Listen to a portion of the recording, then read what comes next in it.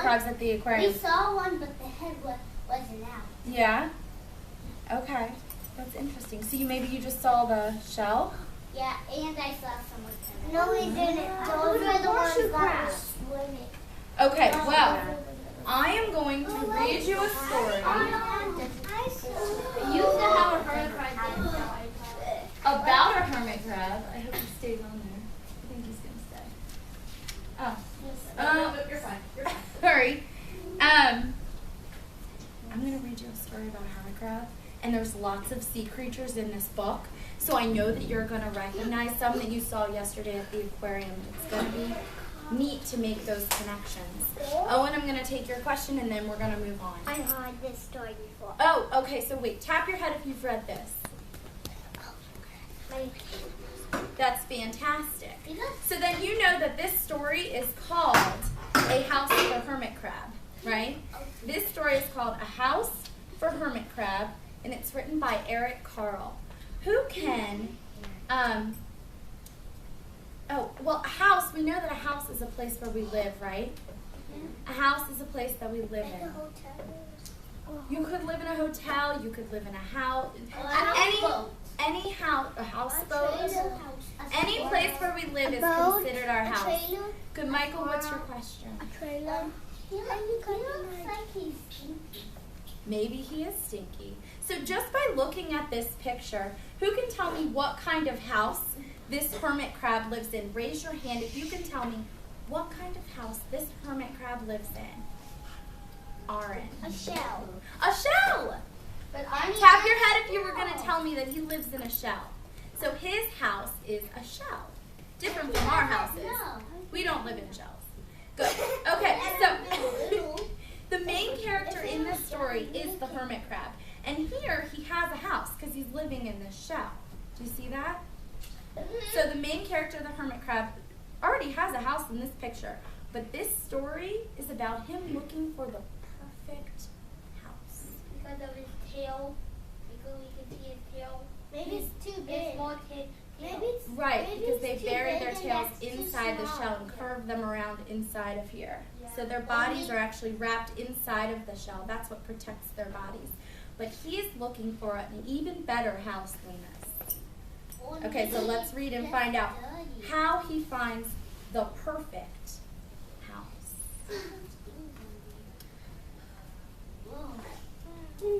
A house for hermit crab. Aman, are you ready? Are you ready? Cross your legs. Time to move, said hermit crab one day in January. I've grown too big for this little shell. He had felt safe and snug in his shell, but now it was too snug. Hermit crab stepped out of his shell and onto the ocean floor. But it was frightening out in the open sea without a shell to hide in. What if a big fish comes along and attacks me? He thought. I must find a new house soon. I am thinking that he's a little bit worried. He knows he needs a new house, but maybe he can use his pincher. But he's scared to be out in the ocean looking for a new shell. Let's see what happens. He does have some things to protect himself, that's true. Early in February, Hermit Crab found just the house he was looking for. It was a big, strong shell. He moved right in, wiggling and waggling about inside to see just how it felt. It felt just right. So maybe he's found his perfect house. But it looked so, well, plain, thought Hermit Crab. Plain, like ordinary, without any decorations. You can use the thing. So it feels right on the inside, but it's not quite perfect because it's so plain.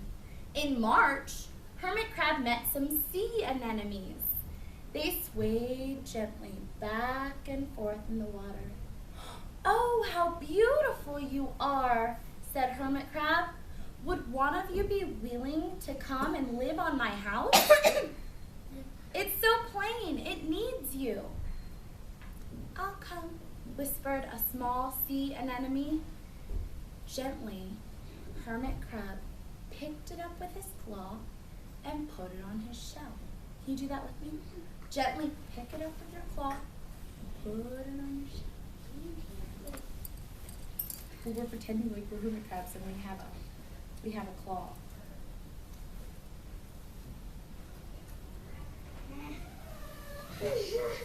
There's the sea anemone. Let's see what happens next. What is it? It's called a sea anemone. What is sea anemone? It's not the starfish. In April, hermit crab passed a flock of starfish moving slowly along the sea floor. "How handsome you are," he said. "Would one of you be willing to decorate my house?" "I would," signaled a little sea star. Carefully, hermit crab picked it up with his claw and put it on his shell. And here's my little sea star. He's decorating his house. It looks like a star. Yeah. It is a star. That's a star. It's a sea star. Or A starfish. In May, hermit crab discovered some coral. They were hard and didn't move. "How pretty you are," said hermit crab. "Would one of you be willing to make my house more beautiful?" it looks like "I would," creaked a crusty coral. Gingerly or gently, hermit crab picked it up with his claw and put it on his shell. So what are you noticing? Every time he comes to a new sea creature, he says, "Oh, how pretty you are. Oh, how beautiful you are." And he gives them a compliment. And then they say, "Oh, he's really friendly. Maybe I want to go with him." In June, hermit crab came to a group of snails crawling over a rock on the ocean floor. They grazed as they went, picking up algae and bits of debris. Debris is like the sand and the dirt on the ocean floor. See all the sand and the dirt? So they're eating all that algae and debris and leaving a neat path behind them. "How tidy and how hardworking you are," said hermit crab. "Would one of you be willing to come and help me clean my house?"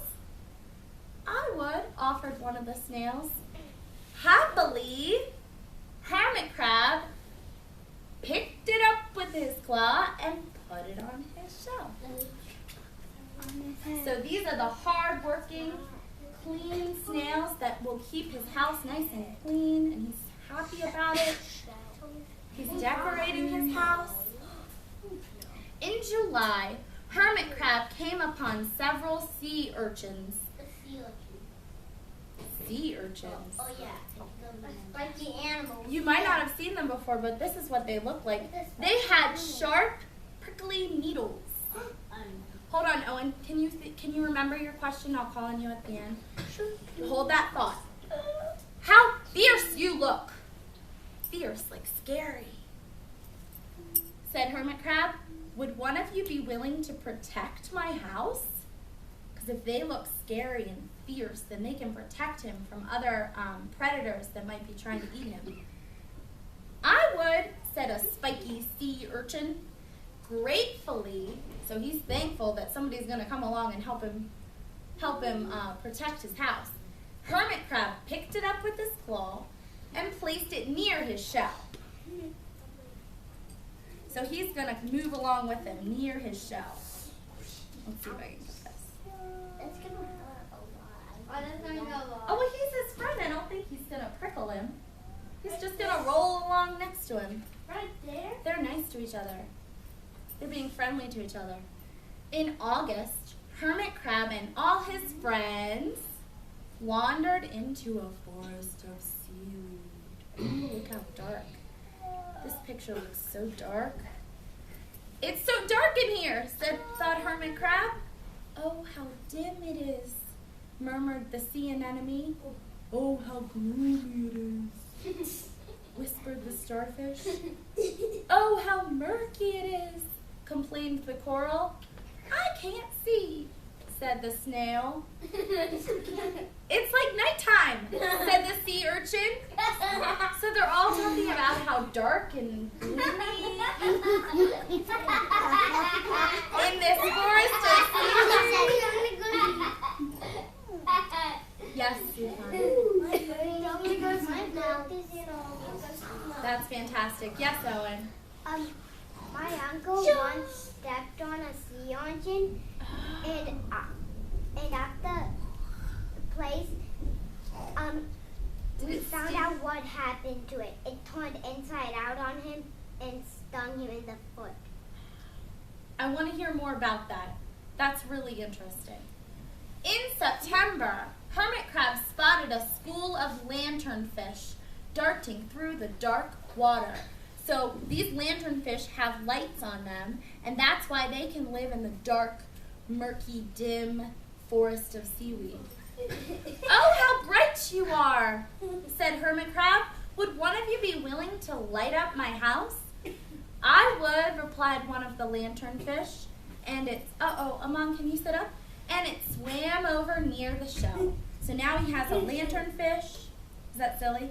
Now he has a lanternfish that's going to swim along with him to light up his house. How do they fly? How do they fly? They're not flying. They're under the water. They're swimming. And all of these sea creatures are under the sea. In October, are you ready? Let's see what's going to happen next.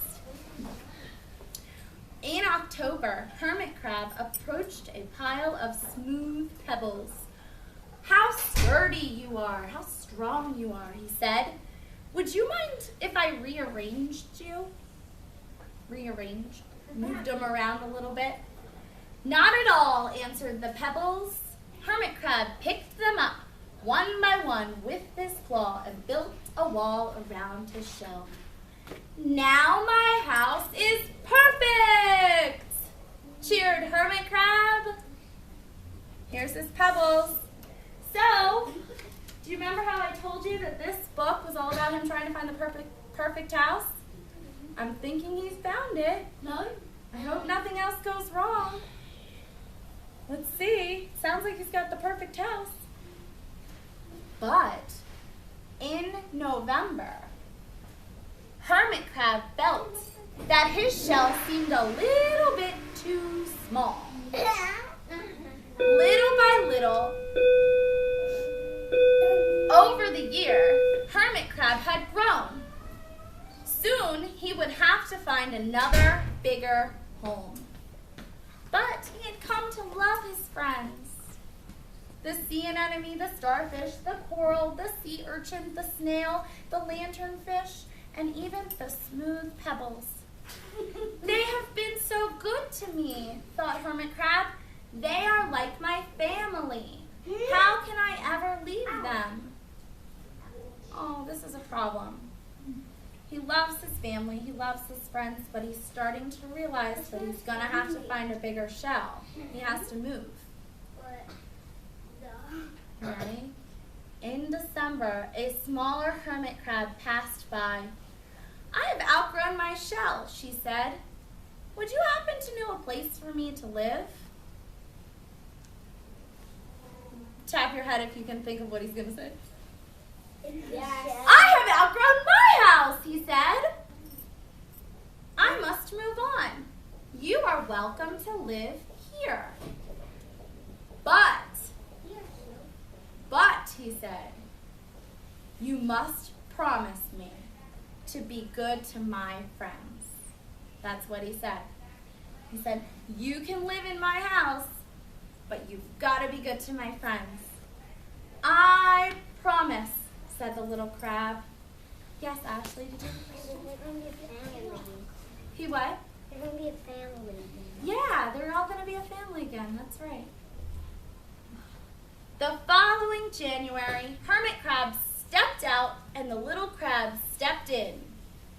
Couldn't stay in that little shell forever, said Hermit Crab as he waved goodbye to all his friends. The ocean floor looked wider than he remembered, but Hermit Crab wasn't afraid. Soon he spied the perfect house, a big empty shell. It looked, well, little plain. Oh, not again. Not again. But sponges, he thought. Barnacles, clownfish, sand dollars, electric eels. Oh, there are so many possibilities. I can't wait to get started. And that's the end of the story. Okay, so I have a couple of questions. This book is so awesome. Where is he going? What's he going to get started? Let me turn back to that page so we can see.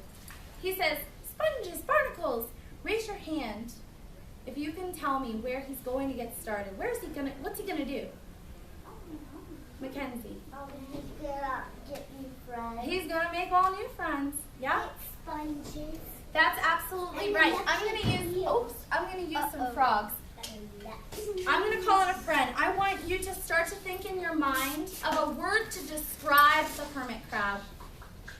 What's a word to describe the hermit crab, Ellen? Nice. Nice. So one of his character traits is that he's very nice. And let me ask Brandon, do you agree that he's nice? Do you think that he's a nice hermit crab? Why? Why is he nice? Can you think of a reason why? He makes friends. Yeah.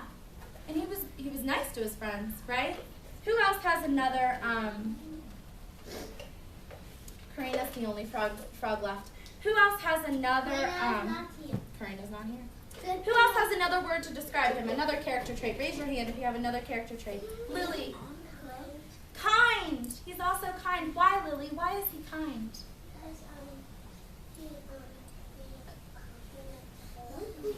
Good word. Aman, did you hear that? Lily said that he was really kind because every time he met a new friend in the ocean, he gave them a compliment. Like here, he says, "Oh, how pretty you are. Oh, how handsome you are." Right? I'm handsome. Yeah? Okay, so let me pick a frog. Oops, I just called Lily. Here, let me pick another frog. Aaron, can you tell me, why did he have to leave his friends? What happened at the end of the book? Because his shell got too small again. Yeah, his shell by the end of the book, it got too small again, so he had to move on. And how was he feeling? How was he feeling about that, Katie? How did he feel about having to move and leave his friends that he had just made? Sad. He was a little bit sad. He said, "How can I ever leave them?" But then the book had a happy ending, Monique. What happened at the end? Delante, are you listening? What happened at the end of the book, Monique? They gave it a happy ending. He had to start over all by himself, but that's okay because he said, "You know what? I'll give my old house to a little hermit crab, and the little hermit crab, she was going to take good care of his friends," right? Hey, can I ask you one more question? I want you to really think about this. Michael, go ahead. What were you going to say? Are you supposed to say that? I like it when is it called a Sea urchin. No. This one? Yeah. I like the part when he said it seems like nighttime. Yeah, he said that. He did. Yes, Owen.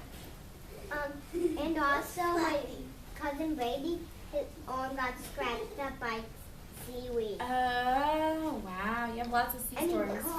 Can Can I ask one more question and then you guys can tell me some more? I have a really good question for you. Tap your head if you've ever had to move to a new house. Without talking, just tap your head. Yeah? Okay, quiet. I want you to really think about this. When you had to move to a new house and you were out and you were scared and you were looking for new friends, what made you feel better when people were really what? When they were being really mean and no, when they were being really kind to you, when they gave you a compliment, that made you feel better, right? And then what happens when you give people compliments and you're really nice and you're really kind? Then what happens? What does that build? That that builds friendships and family and people that you love being around you. Isn't that nice? And kisses.